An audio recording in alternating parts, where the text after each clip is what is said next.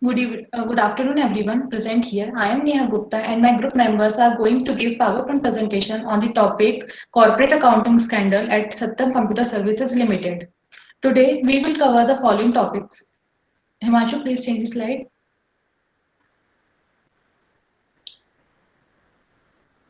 Introduction, the Satyam Scandal, the role of auditor, after effect, the Satyam Scandal, investigation, and lesson learned from Satyam Scandal, and at the last conclusion. The case is all about the fraud involved the false representation of facts, whether by intentionally withholding important information or providing the false statement to another party of a specific purpose, gaining something. The company was founded in 1987 in Hyderabad by Mr. Ramalingan Raju. The name of the ancient language Sanskrit means truth. The firm began 20 employees offering IT and BPO services across the various sectors. In the case of Satyam Securities Accounting, the fraud had been dubbed as an Indian errand. In order to evaluate and understand the severity of Satyam fraud, it is important to understand the factor that contributed to the unethical decision made by the company. Exclusive Satyam won numerous awards for innovations, governance, and corporate accountability. On April 2008, Satyam won the award from MZ Consult of being leader in Indian CG and accountability. On 7th Jan 2009, Mr. Raju disclosed the letter that he had been manipulating the company accounting number of years. Raju created a numerous bank statement to advance the fraud that he facilitated the bank account to inflate the balance sheet with balance that did not exist. Now, I would like to call Shivam to explain the further explanation. Thank you, Neha. Greed for money, power, competition, and success compelled Mr. Raju to ride the tiger. And as we all know that Mr. Raju has been manipulating the company's accounting number for years. So now I will be explaining about the overstated figures and all the frauds that took place in the balance sheet. Next slide, please.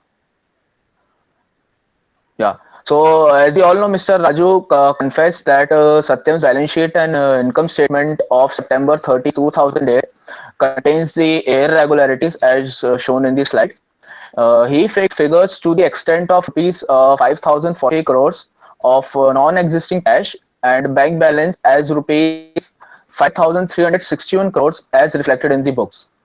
He even reflected accrued interest on bank FDs of rupees 376 crores, which is non-existing in the business, but then also it is shown in the balance sheet. Even there was understated liability of 1,230 crores on account of funds which is raised by Mr. Raju, and even there were overstated debtors position of rupees 490 crores from 2,161 crores to 2,651 crores. Mr. Raju accepted that Mr. Raju reported that he had a revenue of rupees 2,700 crores and an operating profit of rupees 649 crores, while the actual revenue was of rupees 2,112 crores and the operating profit was of rupees 61 crores. Because of this manipulation in the balance sheet, the gap reached to unmanageable proportion, and every attempt to eliminate the gap failed. So, and the aborted Mata's acquisition deal was the last attempt to fill the gap, but it also got failed, due to which Mr. Raju confessed his fraud in numbers. Mr. Raju even claimed that neither he nor the managing director had benefited financially from the inflated revenues, and none of the board members had any knowledge of the same. So basically, this fraud took place because to divert a company's fund into real estate investment, and to keep high earning per share, raise executive compensation, and make huge benefit by selling stake at inflated price. Now I would like to call Pushpa to continue further. Thank you, Shivam. Techniques to perpetrate the fraud. Mr. Raju and the company's global head of internal audit used a number of methods to carry out the fraud.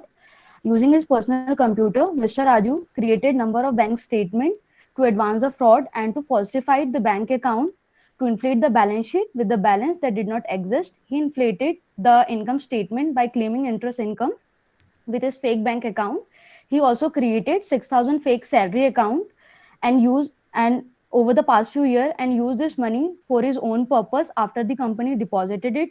They also deceived the board resolution and illegally obtained loan for the company. The global head of internal audit also inflated revenue by creating fake customer identities and by generating fake invoices.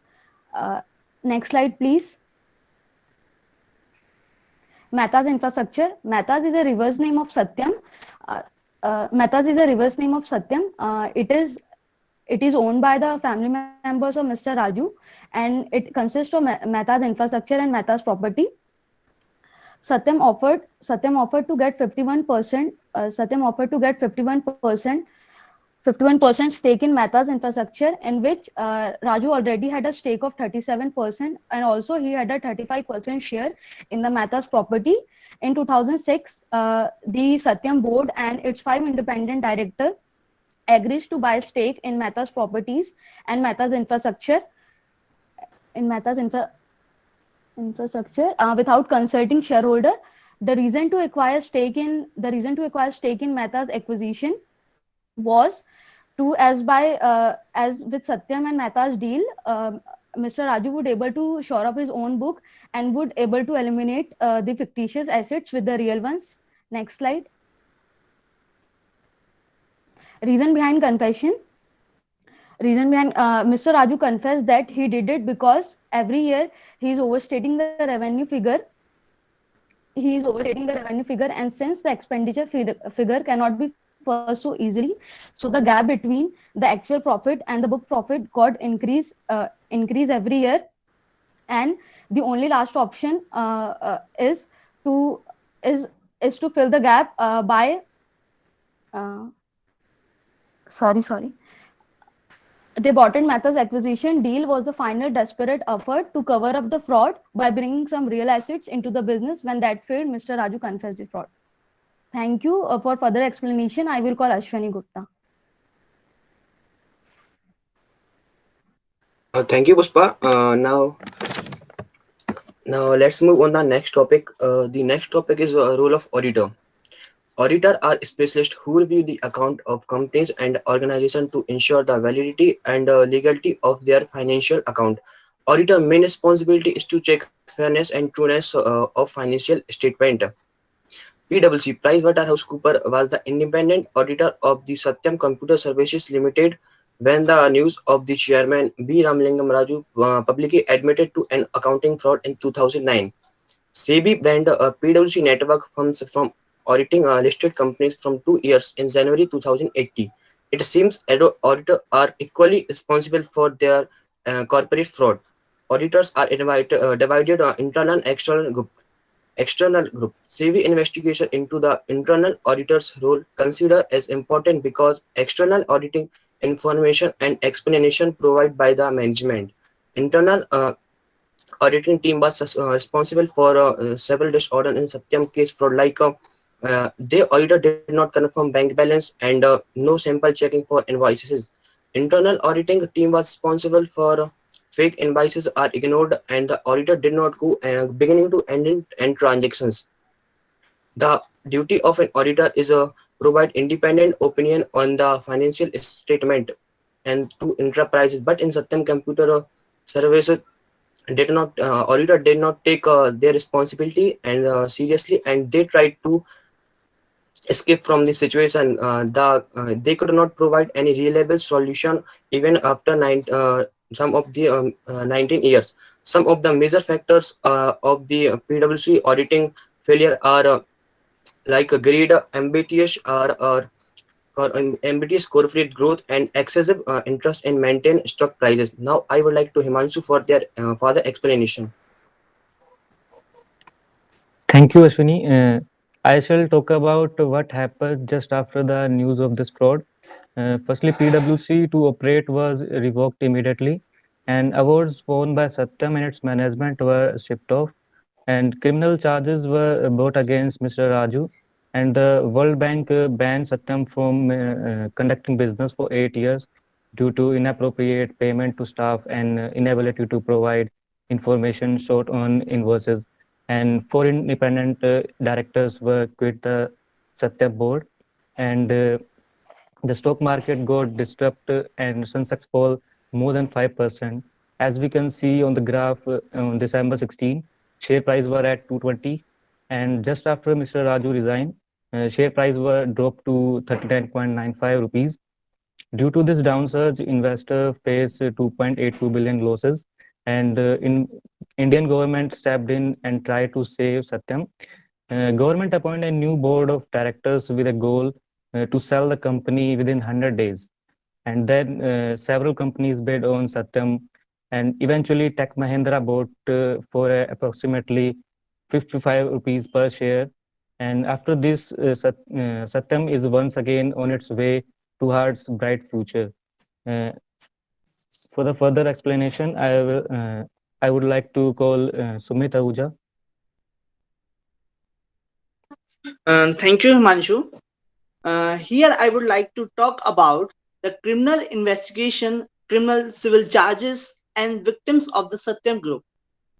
The investigation of the Satyam has led to charges against several different groups of people involved with the Satyam. Indian authorities arrested Mr. Raju and his brother B. Ramu Raju, who are the former who were the former managing directors, and Srinivas Mallamani, the company's head of internal audit and CFO, on criminal charges of fraud.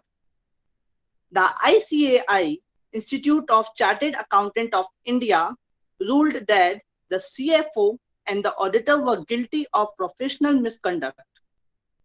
The CBI also involved in CEO's overseas asset investigation. The holders of ADRS, American Depository Receipt, filed civil charges on Satyam in the US. The investigation also implicated several Indian politicians. Both civil and criminal litigation cases continue in India, and civil litigation continues in the United States as well. Next slide, please. Main victims, according to Manoharan, 2011, former president of ICAI, employees of Satyam were spending threatening moment and lack of sleep as they faced non-payment of salaries, project cancellation, layoffs, and bad prospects of outside employment opportunities. They were holded in many ways morally, financially, legally, as well as socially. The next is client of Satyam are in the depth of loss in the form of trust and revived their contracts. They preferred their another prospects of Satyam. Many clients like Cisco, World Bank, and Telstra has cancelled their contracts. Customers worried about the project continuation confidentially and cost overdone. Shareholders lost their valuable investment. On the investment point of view, doubt occurred whether the India can preferred as an investment destination. The managing director and vice chairman of Mahindra said that the development had resulted in incalculable and unjustifiable damage to the nations and brand IT.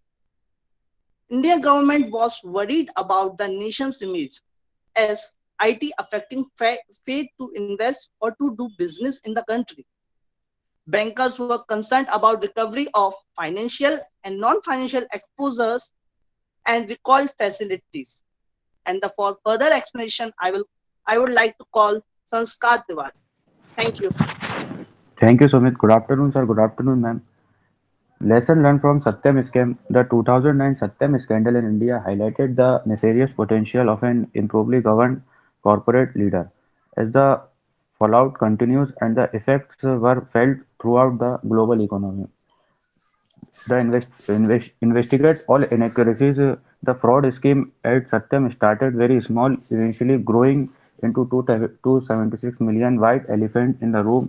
Indeed, a lot of fraud schemes initially start out small with the perpetrator thinking that small changes here and there would not make a big difference and is less likely to be detected. The sends a message to a lot of companies: if your accounts are not balancing or if something seems inaccurate, it is what investigate. Dividing responsibilities across a team of people makes it easier to detect irregularities and misappropriated funds.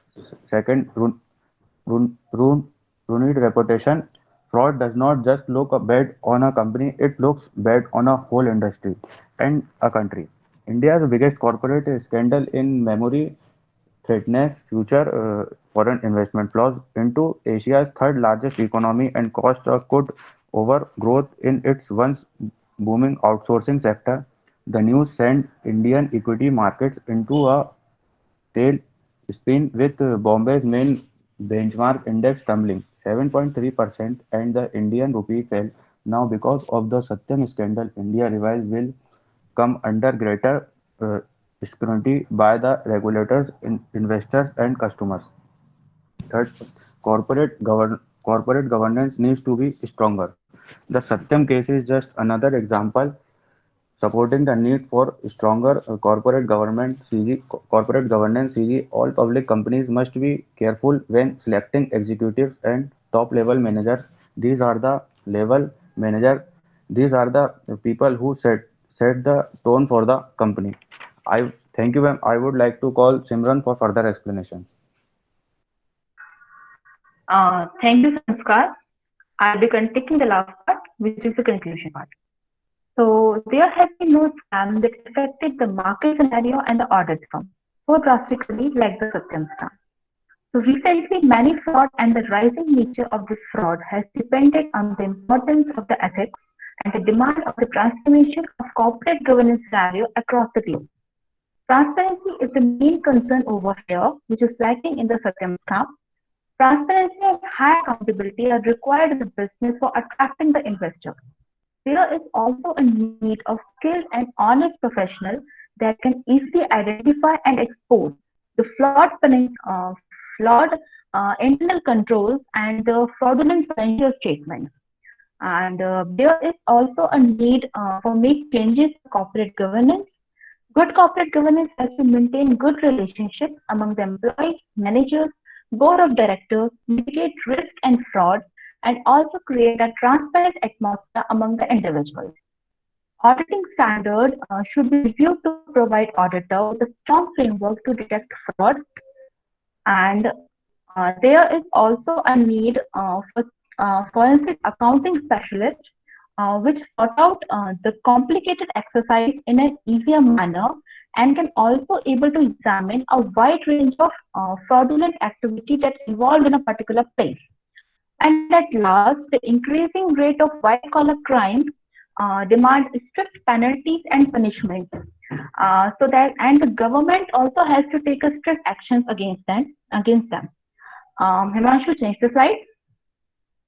Thank you for staying with us. This presentation is presented by the 8 members: Neha Gupta, Shivam Singh Senger, Pushpa Kumari, Ashwini Gupta, Himanshu Sharma, Sumit Ahuja, Sanskar Tiwari, and me, Simran Bhattu. Thank you for listening us. Thank you so much.